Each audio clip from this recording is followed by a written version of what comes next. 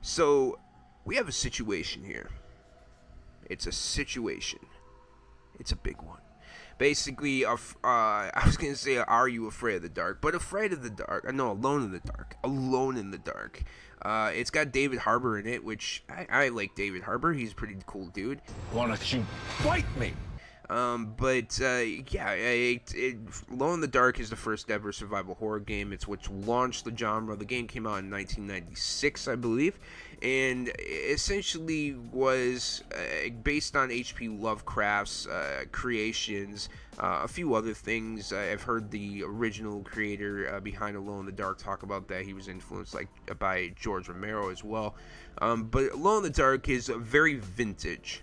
And the story lays out the same way as the original and now the remake. So the Alone in the Dark game that came out is a complete remake of the original game. He's lost. Don't I know you from somewhere? And that's not necessarily a problem. The problem is the mismarketing of this game. That's the problem. So I watched Penguin's video and him kind of play the Alone in the Dark a little bit. Oh, finally, like the first interesting looking area. Man, I do not feel like playing more of this. Oh my god. Found the game boring, and I'm not really surprised. I think the trailers for Alone in the Dark were extremely misleading. It gave off this idea or this vibe that you were in for like a Resident Evil 4 type of experience, which is not the case whatsoever. As someone who likes games like the Sherlock Holmes games, me and my brother Rocky, we love playing those games, or Call of Cthulhu is another game that I really enjoy a lot. Those games can be seen as quite boring to some people and very kind of exhilarating because it causes you to really think about different things, try to find clues, connect certain dots, and to me, I like those games. I like games that really kind of test my brain and make me kind of think outside the box, and those type of games do that. Now, Alone in the Dark, I feel like it was kind of going for that vibe, but again, the trailers would have you believe it's something completely different. So for all those people that did buy this game or found Alone in the Dark boring, yeah, it's not your fault. You were expecting one thing and then shown something completely different. It would be essentially like going to watch a Spider-Man movie and you get another shitty Ant-Man movie. You think this is over? Come on, let's go! Darren, stop! Tell me what to be. I don't know, just don't be a dick. I'm such a dick. You'd be pretty pissed off, or at least just upset about the whole entire situation. And your opinion is valid. I think the biggest issue I have is THQ Nordic, who's the one who developed this game. Basically, I don't know if they felt like this was ever going to be a game that they were going to be able to market easily, or that they fully backed. I just, if they really believed in the vision and recreating the first ever survival horror experience, then you would fully expect that they would be able to market it properly, that they would have faith and confidence in their own game to not have to mislead people into believing the game is a certain way when it's not. I think if you had showed me maybe like a 1960s H.P. Lovecraft inspired horror, survival horror, noir trailer, that maybe you had, I don't know, somebody voice over it or something like that and kind of give it an older even vibe that way, and then you kind of pitched that to me and you didn't show like these big action pieces or these big set pieces or whatever the hell it might be, then at that point, if the person who buys the game is bored by it, that's on them, because the game was properly marketed and you knew what it was going into it. So I played Alone in the Dark for about 2 hours. And I'm going to go back to it because I do like the game so far. So what is this game? Once again, it's the first ever survival horror game. It launched the genre. It inspired Resident Evil. And I think that's in itself is really, really cool for those who like, video game history and experiencing where things might have came from originally and might lead up to one of your favorite games, how they were inspired throughout history of gaming. I think those are cool things. It's a reason why people like myself enjoy going to museums or planetariums or anything like that, where I can study and learn and kind of experience things that I didn't experience back then or whatever it might be, right? I like learning about history of certain things. And with Alone in the Dark, that's kind of what it feels. It feels very vintage. It feels very old school survival horror. Now, the camera is set up in a way that it is more like Resident Evil 4. So far, I haven't encountered anything like major in terms of a boss battle. The creatures that you do encounter are similar to something you might see in Silent Hill, as well as the fog. I think Silent Hill probably was inspired by Alone in the Dark as well, but you got the fog in there and the set pieces, and it does feel H.P. Lovecraft. It's very terrifying in that sense, but it's not an actual like horror experience, I feel. If you're going into this game expecting a full-fledged action adventure survival horror game like Resident Evil 4, immediately don't get this game, or maybe you wait for a sale, maybe you have an open mind, you want to try something different. And I think that's the most important thing.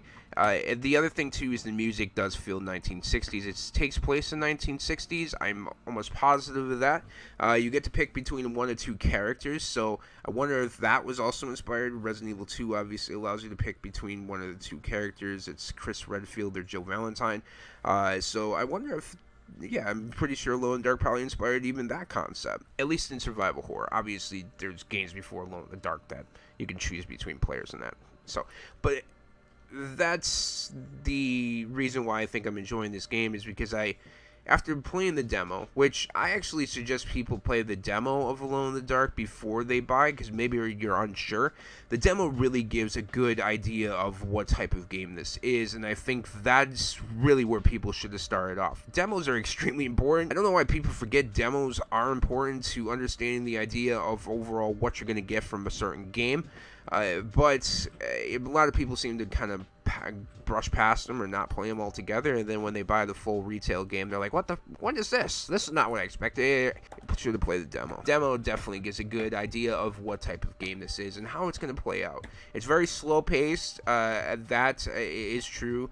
There's a lot of different puzzle elements. There's a lot of discovery. You get to choose between 2 options, essentially. One is the game will hold your hand, give you hints, and essentially guides you throughout the entire experience. I immediately said, fuck that.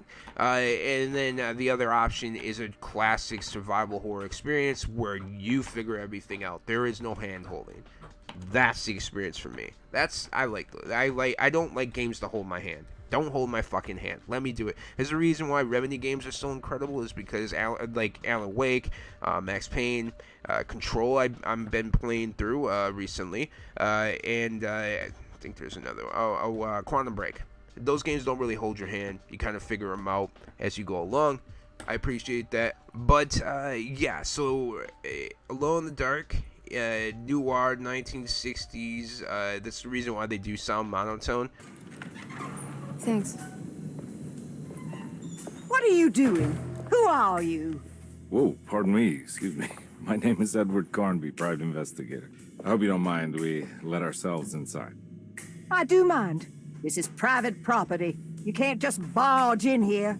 Or it basically, yeah, there's no emotion for the most part. That's kind of how they sound in the 1960s. Go and watch like a movie like Chinatown or something like that. Duffy, listen to me, man. I want to tell you a story. So there's this guy, Walsh, you understand? He's tired of screwing his wife. See? So wait a second, Duffy. You're always in such a hurry. Jack Nicholson is just one of the best actors of all time. You can go and watch movies, noir movies from the 1960s, and it feels the same. And that's fine. I like that. I like those type of movies. I like that type of vibe. So this game was for me and is for me. And it's not for everybody. And I think maybe that's why they mismarketed, is because they knew it wasn't for everybody, but they want to maximize on trying to get everybody to buy this game. it's stupid because then one, you kind of trick people into believing the game's a certain way, and then they maybe don't trust you in the future and going and buying your games, or you might just kind of irritate people and they're like, "This is a good game, but I don't like it because you misled me into believing it was a certain way." But Alone in the Dark, is it a game that I can recommend? Not after 2 hours. I can't honestly say that I would recommend it. I honestly would say, though, I just play the demo. I think if you like the demo, I thought the demo was mid, by the way. So I thought the demo was mid, but I think the game is better. And if you like the demo, though, you'll probably really, really love this game. If you thought the demo was mid, you'll probably enjoy this game. If you thought the demo was bad, this game's probably not for you, and that's okay. There's other games you can play, Rise of Ronin, Dragon's Dogma 2, well, plenty of other games. But I just don't like when companies mismarket. It just kind of gives off this idea that you don't trust your development team, you don't really have confidence and faith in what you're creating. It's a damn shame because it is actually a pretty decent game, and I think if people went into it knowing what it was, it probably would have been better off for it. But let me know what your opinion is. Maybe you like Alone in the Dark. Maybe you don't like Alone in the Dark. Did you know that it was inspired all these other survival horror games? Let me know in the comments down below. And if you liked this video, don't forget to leave a like, and I'll see you all in next gaming sessions.